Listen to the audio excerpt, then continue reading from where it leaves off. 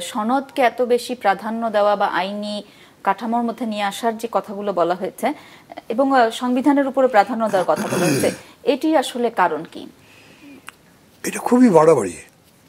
মানে আমি যদি সবচেয়ে সফটওয়্যার আমাকে বলতে হবে এরকম বাড়াবাড়ি হতে পারে না। আমি তো আলোচনার সময় বলেছি, এলএফওর আন্ডারে পাকিস্তানের ইলেকশন হয়েছে, তখন কোনো লিগ্যাল কাভারেজ নাই, তখন কোনো সই স্বাক্ষরও করতে হয়নি। এখন আমরা সবাই কিন্তু সই করতে রাজি হয়েছি, যা যা বিলবে সই করবো যে আমরা গেলে এটা মানব, তাও হচ্ছে না।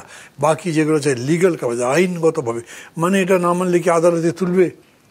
সংসদে যদি মেজরিটি হয়ে যায় কেউ, তাহলে তাকে তো আপনি টাচ করতে পারবেন না। কাজে ওইটা আপনাকে মানতে হবে, কিন্তু তারা এটা মানতে চাচ্ছেন না। এরকম হতে পারে তাদের, এরকম মনে হতে পারে অনেকগুলো বছর ধরে করেছি, একবার সেই যে পরাজিত হয়েছি আবার আর একবার পরাজিত হবো, তার সাথে এইবারই পরিপূর্ণ জয়টা অর্জন করতে হবে। অতএব লড়াইটা ছাড়তে চাচ্ছেন না, পারলে লড়াইটাই জীবিত থাক, ভোট পরে হোক।